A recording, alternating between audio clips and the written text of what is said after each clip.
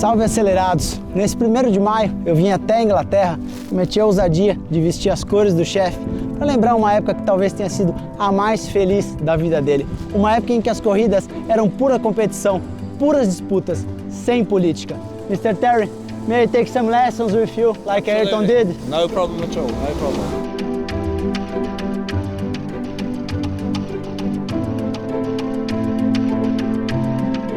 Terry Fullerton é o homem que Ayrton Senna poucas vezes conseguiu vencer. Rápido, preciso e principalmente experiente, Fullerton foi companheiro de equipe de Senna nos mundiais de kart de 1978, 1979 e 80. Sem recursos eletrônicos, sem telemetria e com o mesmo equipamento, o garoto paulista do Tremembé foi confrontado com altíssimo nível de pilotagem do experiente e já consagrado inglês do subúrbio de Londres.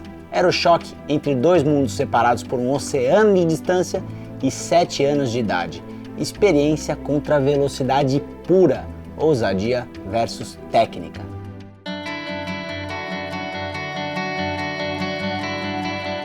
I met Ayrton in 1970, or it may have been 78, I think it was actually 78. When he came over from Brazil to race with the DAP company, who I was the official driver for at the time. And he came over like as a paying driver.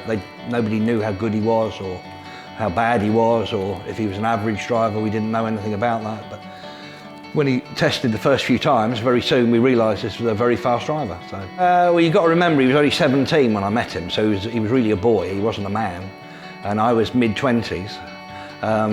He was a little quiet and a little shy, but rather than shy, you would say he was intense. He was quite intense. His eyes moved quick, and he was quite an intense guy. And Ayrton was naturally gifted. He had great kart control. He was a naturally fast driver. Whereas I was fast as well, but that was also tempered with the fact that I was very experienced. So I knew more about the chassis setup. I knew more about the engine setup. I had more experience, so I kind of had an advantage, really. I used to look at my notes, the notes that my mechanic would make and the notes that I would make, and I let him do that for a year or a year and a half. I didn't stop him doing that, but about a year and a half or 2 years into our relationship, I said he couldn't do that anymore because he was getting too fast.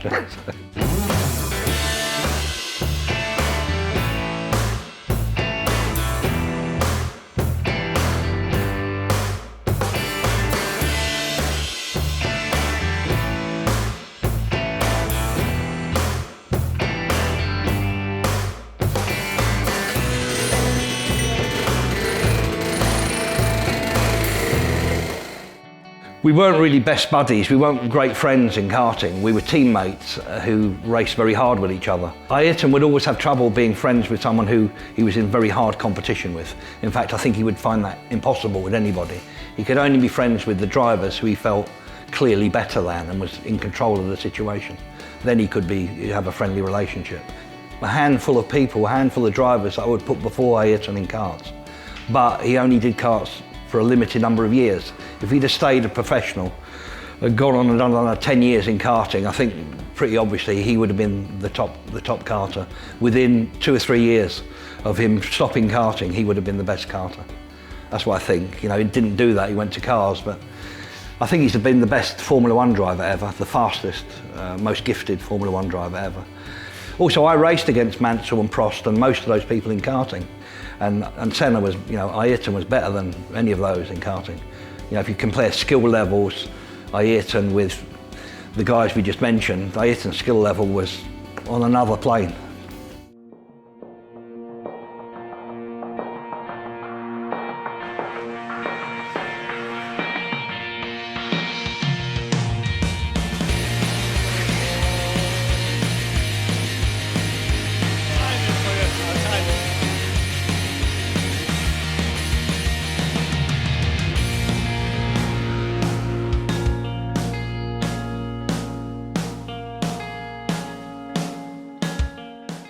I was on a cross-channel ferry coming from France to England, and somebody in the bar mentioned that Senna was dead, And what? What do you mean Senna's dead? And he didn't speak very good English, the guy, he was French.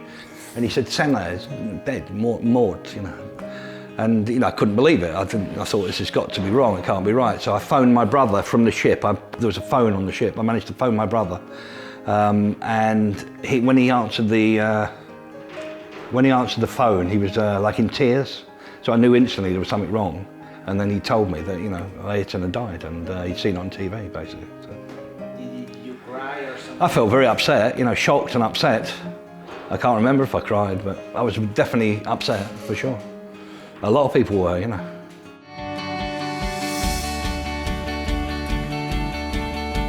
But I managed to sort of force my way past on the last lap, and I won it.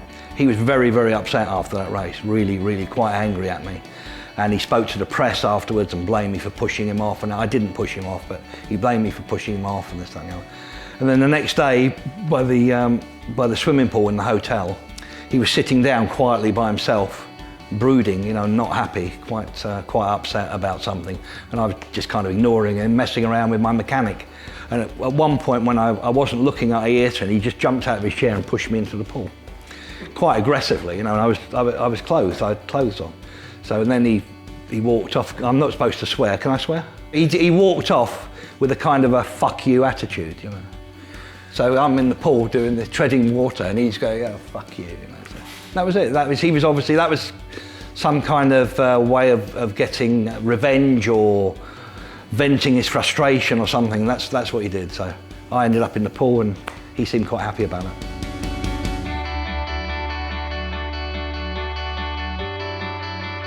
A brother who was killed racing motorbikes. My parents would have been devastated if I'd have raced cars. And back, the natural time for me to go into cars would have been after I won the World Championship in '73. And around that time, Formula One was an unbelievably dangerous sport. It was the most dangerous sport in the world, bar nothing.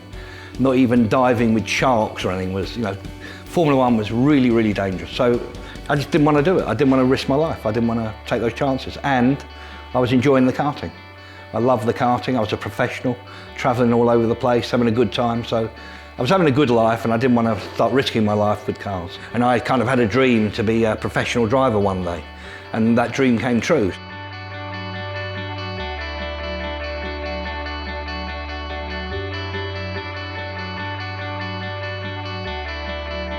Thank you for the lessons, and congratulations for your history in motorsport. Thank you, thank you.